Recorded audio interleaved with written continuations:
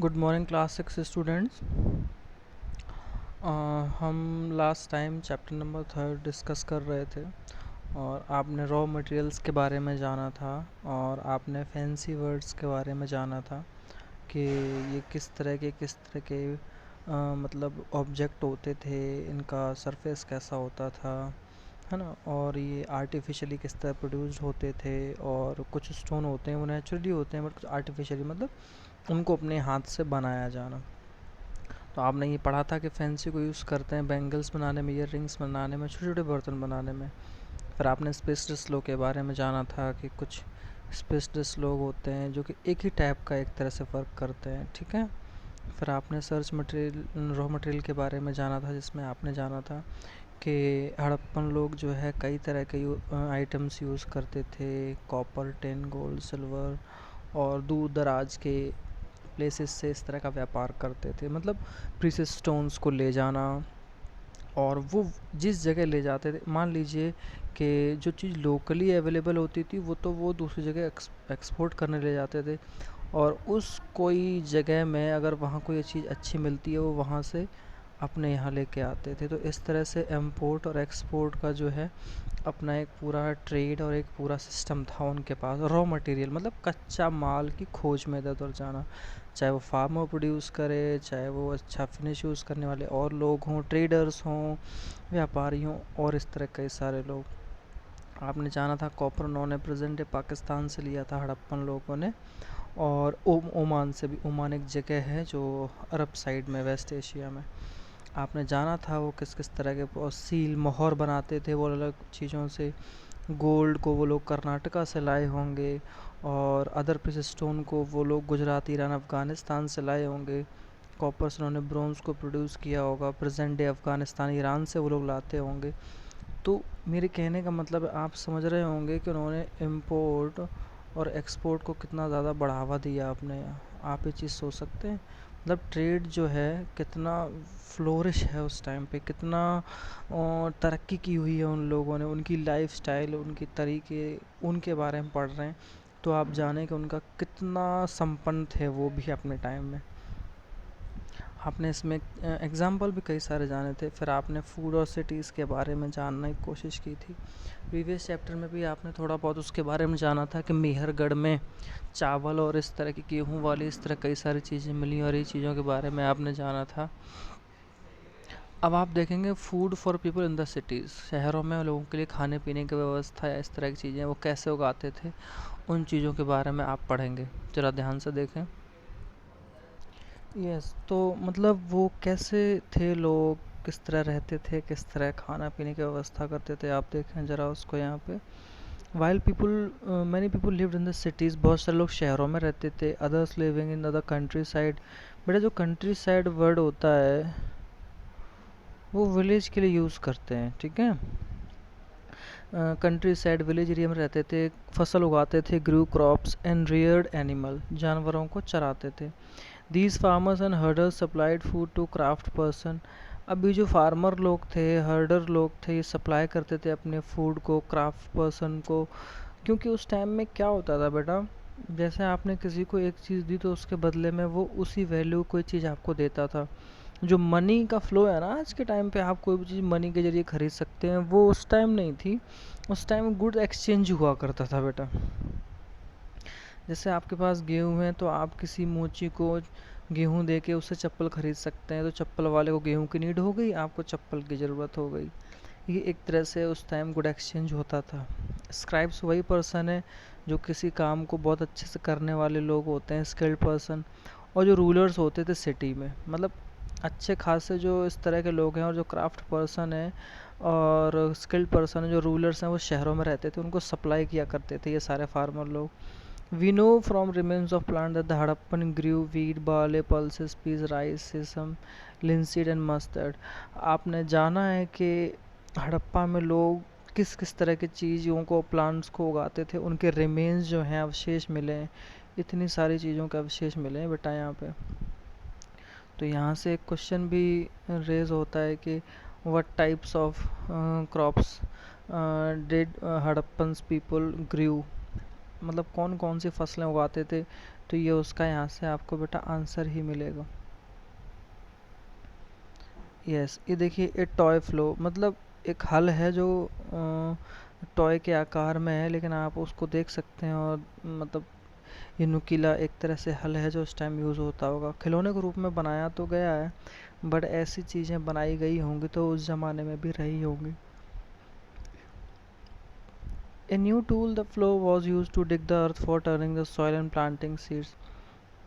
आप तो छोटे हैं और आपने शायद में, आप लोगों में से बहुत से लोगों ने इस तरह की चीज़ें देखी हों। एक हल होता था ये, और उसको डिग डिग मतलब खोदने के लिए, अर्थ को, सॉइल को पलटने के लिए किया जाता था, ताकि उसमें से बीज को उगाया जा सके, ठीक है, फसलों को। While real flow which were probably made of would, but असल का कहा जाए, क्योंकि ये तो खिलौने का है ना बेटा, खिलौना है ये, लकड़ी का या उसका बना होगा। तो जो रियल में बहुत बड़ा सा होता था वो भी लकड़ी का ही होता था, सरवाइव नहीं करता था। टॉय मॉडल्स को जो है फाउंड किया गया है, शायद वो किसी अदर चीज़ से बने हो। As this region does not receive heavy rainfall, बात की गई है कि ये हड़प्पन वाले इस पूरे रीजन में बहुत हैवी रेनफॉल नहीं होता था। जो इरिगेशन था वो उस तरह से फिर इसको यूज़ करते थे, ठीक है। This means that water was stored and supply to the field when the plants were growing. तो इसको इस तरह समझ सकते हैं कि इसका मतलब है कि वाटर स्टोर्ड किया जाता होगा और उसको सप्लाई करके फील्ड में भेजा जाता होगा जब प्लांट ग्रो करते होंगे। The Harappans rear cattle, sheep, goat and buffalo. आज भी इस तरह की चीज़ें बेटा चराई जाती हैं, चराने वाले लोग चराते हैं। तो कहने का मतलब हड़प्पन लोग भी कैटल्स को चराना, शीप को, गोट को, बफेलो को, ये वही लोग जानवर हैं जो हमें दूध देते हैं या जिनसे हमें हमारी जो रूरल इकोनॉमी होती है वो बेस्ड होती है, वो ऐसे सारे काम करते थे।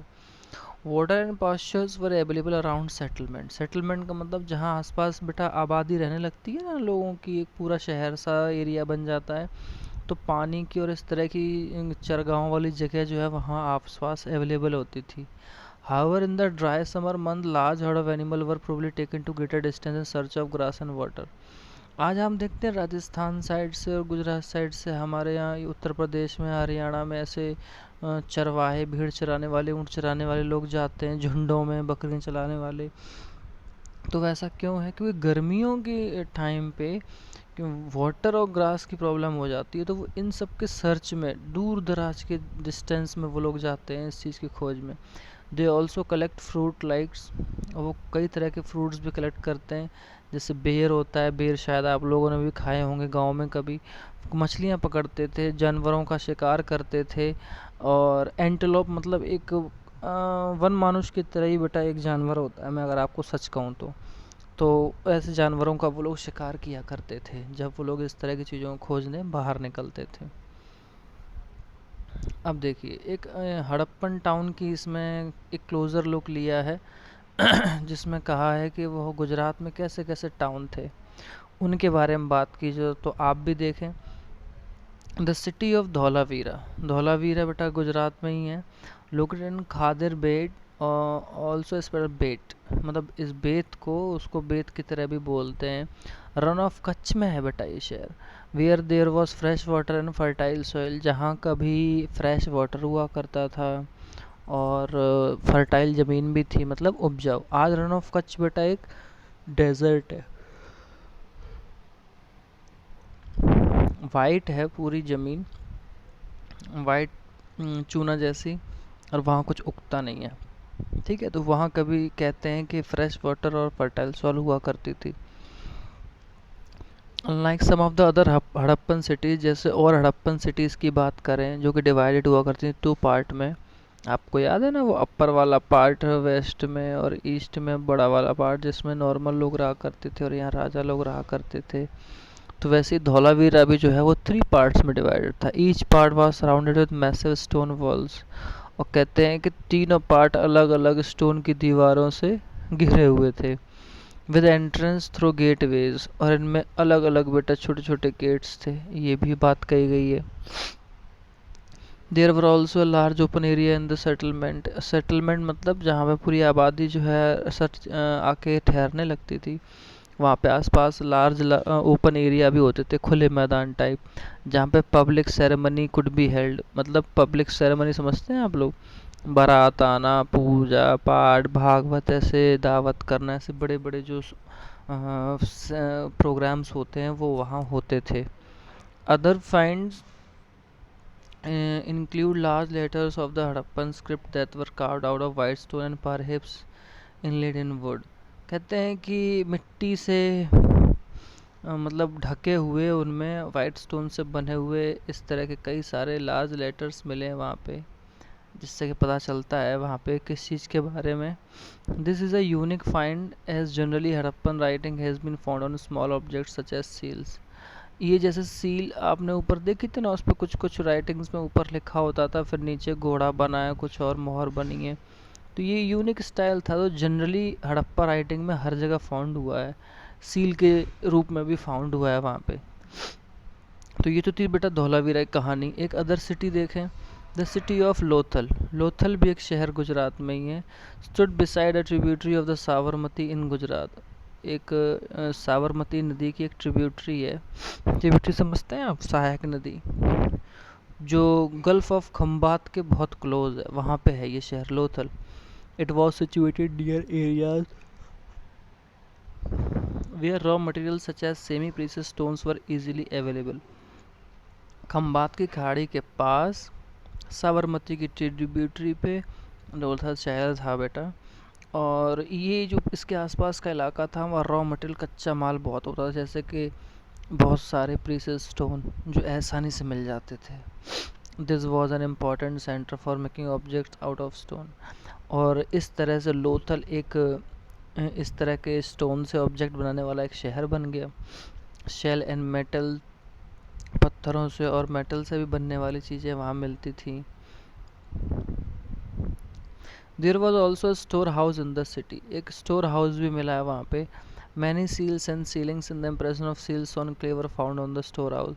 स्टोर हाउस में सील्स और सीलिंग जिस पे कई सारी सील हैं फाउंड, वो चीज़ें मिली हैं। आप ये देख सकते हैं वाटर स्टोर करने की कितनी अच्छी जगह है। और ये यूज़ टैंक है, डॉकयार्ड की तरह यूज़ किया है। कहते हैं यहाँ बोट से आया करते थे, रिवर की हेल्प से दूर दराज से यहाँ सामान उतरता था और वो फिर चले जाते थे। ये रिवर चैनल्स हुआ करती थी, गुड्स को लोड किया जाता था, अपलोड किया जाता था यहाँ पे। ये डॉकयार्ड है बेटा लोथल में। लोथल का डॉकयार्ड, डॉकयार्ड वो जगह होती है जहाँ पे शिप्स में सामान चढ़ाया उतारा जाता है और जो समुद्र की तरफ से आते हैं व्यापार करने, और वहाँ पे अपलोड और लोड किया जाता है सामान। तो ये इस तरह की जगह बेटा वहाँ फाउंड हुई है। आगे देखें, a building that was found here probably a workshop for making beads, piece of stone, half made beads, tools for bead making and finished bead all have been found here। कहते हैं कि यहाँ पे इस तरह की चीज़ें भी फाउंड हुई हैं। वैसे बीड वर्ड का मतलब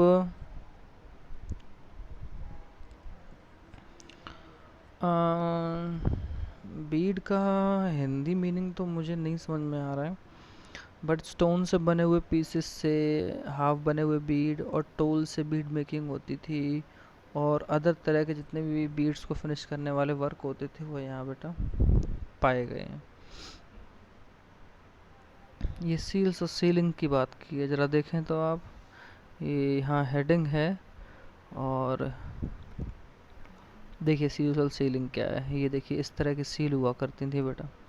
सील्स में have been used to stamp bags or packet containing good that were sent from one place to another. आपने भी देखा होगा सील होती है अधिकारियों की, आपके प्रिंसिपल सर की, जो आपकी नोटबुक पे कई बार लगाई जाती है, वाइस प्रिंसिपल के साइन किए जाते हैं। तो वैसे ही कहने का मतलब है बैग पे स्टाम्प लगाना, पैकेट्स में जिनमें सामान भरा होता था वो भेजे जाते थे एक प्लेस से दूसरी place. After bag was closed और टाइड, बैग जो है क्लोज होता था या बंधा होता था, उसके बाद उस पर सील लगाना। A layer of wet clay was applied to the knot, एक गीली मिट्टी की तरह उसके ऊपर उसकी नॉट पे लगाया जाता था। And the seal was pressed on, और सील लगा दी जाती थी। क्यों? क्योंकि आपको भी पता है कि जब भी कोई गीला गीला सा आप मिट्टी लें और उसके ऊपर आप कोई मोहर लगा दें रेक्टेंगल शेप में या कुछ लिख दें, तो सूखने के बाद उस पर छप जाता था और सील छप जाती थी। The impression of the seal is known as sealing. और सील के इम्प्रेशन को, मतलब छाप को क्या कहते हैं? सीलिंग बोलते हैं। कि सीलिंग कर दिया आपने, मतलब आपने उस पर सील लगा के उसको ओके कर दिया कि नहीं। If the seal was intact, no one could be sure that the good has arrived safely. अगर सील बंधी हुई होती थी और बांध के भेजते थे तो हर किसी को सेफली गुड्स पहुंचने की उम्मीद होती थी, क्योंकि अगर वो सील टूटी होगी तो सामने वाला व्यापारी या सामने वाला काम करने वाला उस चीज़ को नहीं लेता था। सील्स को आज भी यूज़ किया जाता है, आप भी जानते हैं कौन कौन सा यूज़ है। The mystery of the end. अब इस लास्ट टॉपिक की अगर आप बात करें, 3900 ईयर्स अगो पहले की बात है। We find the beginning of a major change. हमने बहुत बड़े चेंजेस के बारे में महसूस किया। People stop live in many of the cities. बहुत सारी जगह लोग रहने लगे थे रुक के। राइटिंग सीखा, सील, वेट और ये सब चीज़ें यूज़ ना होने लगी। रॉ मटेरियल भी जो लॉन्ग डिस्टेंस से था वो अब बहुत कम होने लगा। मोहनजोदाड़ो में भी find that garbage peeled up on the streets. बहुत सारा कूड़ा करकट जो है सड़कों पर जमा हुआ है। The drainage system broke down. जो ड्रेनेज सिस्टम है, नालियों का सिस्टम है, वो टूट गया है। और एक new less impress houses were build even on the street. और कहते हैं कि अब पहले की तरह जो हाउस बनते थे अब वो उस तरह के सड़कों पर नहीं बने हुए हैं। अच्छा, ये सब क्यों हुआ? कहते हैं कि वी आर नॉट श्योर, हम पक्का नहीं कह सकते क्यों हुआ। Some scholar suggested that the river dried up. कहते हैं रिवर के बहाव, रिवर की बाढ़ की वजह से ऐसा हुआ। Other suggest that there were deforestation. और अलग लोग कहते हैं कि जंगल कटने की वजह से सब साफ़ होता गया। जंगल कटे तो मिट्टी की एरोजन बढ़ गई, नदियों में पानी कम हो गया तो सारी चीज़ घट गई, व्यापार घट गया। पानी नहीं रहा तो लोगों की हर तरह की समस्याएं, खाने पीने, नहाने की, इरिगेशन की ख़त्म हो गई। और धीरे धीरे लाइफस्टाइल जो है, सिविलाइजेशन वहाँ ख़त्म हो गई। This could have happen because fuel was required for baking bricks. अब वो कहते हैं कि ये इसलिए भी हुआ कि रिक्वायर्ड हुआ तो होता था ब्रिक्स को पकाने के लिए। और स्मेल्टिंग कॉपर ओर्स, बर्फ़ जो कॉपर हैं उनकी जो खान है उनको पिघलाने के लिए। तो बहुत सारी, मतलब लकड़ियों कटने की बात हो रही है बेटा, ये लकड़ियों की कि डिफॉरेस्टेशन हुआ कि ईंट पकाई जाएंगी तो लकड़ी ही यूज़ होगी। और कॉपर को पिघलाना होगा तो उसके लिए भी लकड़ियों की यूज़ है। ग्रेजिंग, मतलब बहुत बड़े बड़े जो जानवर थे, या इतना जानवर होने लगे धीरे धीरे कि चरने की वजह से फील्ड ही ख़त्म हो गए। शीप्स एंड गोट में have disturb the green cover. और बकरियों ने, भेड़ों ने सारा ग्रीन बेल्ट जो है ख़त्म कर दिया। In some areas there were floods. बहुत सारी जगह बाढ़ आ गई। But none of these reasons can explain the all the cities. लेकिन ये रीज़न सारे शहरों का एंड नहीं कह सकता कि सारे शहरों का एंड ऐसे हुआ हो। फ्लडिंग और river drying up would have had an effect only in some areas. कहते हैं कि जब बाढ़ आई और इस तरह सूखा होता गया, वो कुछ एरिया में ही ऐसे इफ़ेक्ट पड़े। जो अदर रीजन्स हैं उनके जो नष्ट होने की खबर है वो हमें आज तक पता नहीं है, क्वेश्चन मार्क है कि वो क्यों हुई। अदर रीजन्स में क्या हुआ हमें नहीं मालूम है, हम नहीं कह सकते। Okay, it appears eight if the ruler lost control. ये भी कह सकते हैं कि रूलर्स ने अपना कंट्रोल खो दिया हो। कई केसेस में ऐसे इफेक्ट क्लियर हैं, जैसे साइड सिंध में, वेस्ट पाकिस्तान, पंजाब में, प्रेजेंट पाकिस्तान में ऐसा देखा गया कि वो छोड़ गए थे, जबकि और अदर लोग हैं वो नई जगह चले गए थे। छोटे छोटे सेटलमेंट ईस्ट और नॉर्थ की तरफ हो गए थे, तो वो सारे शहर जो है बंजर हो गए थे या वहाँ कोई रहा नहीं।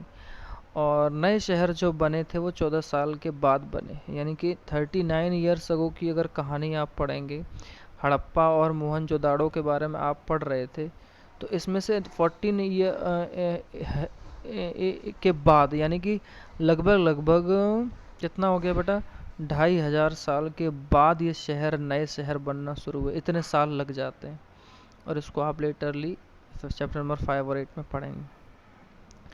हिस्ट्री की आपकी सबसे अच्छी बात है एल्सवेयर। एक छोटा सा बॉक्स दिया होगा चैप्टर के एंड में, मतलब एक अदर जगह और क्या हो रहा था। आप इजिप्ट को देख सकते हैं, इजिप्ट में ड्राई डेजर्ट हैं और बस एक नाइल रिवर है बेटा। वहाँ पे एक रिवर की वजह से वहाँ सब कुछ हो गया। और 5000 साल पहले वहाँ राजा राज करते थे इजिप्ट पे। और ये राजा अपनी आर्मी भेजते थे डिस्टेंस लैंड पे, gold, silver, Ivory, timber, precious stones के लिए। और बड़े बड़े टॉम बनाए थे जिनको आप पिरामिड कह सकते हैं। इन पिरामिड्स में बहुत सारी चीज़ें हैं और ये दुनिया के सबसे बेहतरीन वंडर में से एक है। व्हेन दे डाइड, जब वो मरे, उनकी बॉडी और किंग को प्रिजर्व किया जाता था, संभाल के रखा जाता था और उनको दफनाया जाता था इन्हीं पिरामिडों के अंदर। और कहते थे वो लाश सड़ती नहीं थी। These carefully preserved bodies are known as mummy. और इन सारी बॉडीज़ को प्रिजर्व करना, संभाल के रखना अच्छे से, उनको जो तरीका था बॉडी उनको मम्मीज़ कहते थे। A large number of objects were also buried with them, और बहुत सारी चीज़ें भी उनके साथ दफनाई जाती थी। These included food, drink, खाना हो सकता था, खाने पीने की चीज़ हो सकती थी, क्लोथ होते थे, गहने होते थे, बर्तन होते थे, म्यूजिकल इंस्ट्रूमेंट होते थे, वेपन्स होते थे, एनिमल्स तक होते थे। समटाइम जो सर्विंग मैन और वुमेन होते थे उनको भी उन्हीं के साथ दफना दिया जाता था। They are amongst the most elaborate burials known in the world history. और जो इस तरह की ये जो कब्र हैं, ये वर्ल्ड हिस्ट्री में सबसे अनोखी है। यानी राजा के साथ अगर उसके दास दासियाँ उसके फेवरेट थे तो उनको भी दफना दिया जाता था। आप सोच सकते हैं। ऐसा इसलिए कहते थे कि वो बहुत प्यारा इंसान है, जब वो जन्म लेगा तो अपने उसी चीज़ को मिस नहीं करेगा, ऐसी उनकी मान्यताएं थी। तो ये थी इस चैप्टर की कहानी, और इसमें छोटे छोटे ये डेट्स हैं बेटा, इनको आप राइट ज़रूर करेंगे। मैच द फॉलोइंग आप बुक में ही करेंगे, ठीक है। जो ये क्वेश्चन है ये आप बुक में ही करेंगे, बाकी के जो और क्वेश्चन है वो हम आपको भेजेंगे। और ये चैप्टर बेटा आपका फिनिश होता है यहाँ पे। ये संस्कृत लैंग्वेज के बारे में कुछ दिया हुआ है।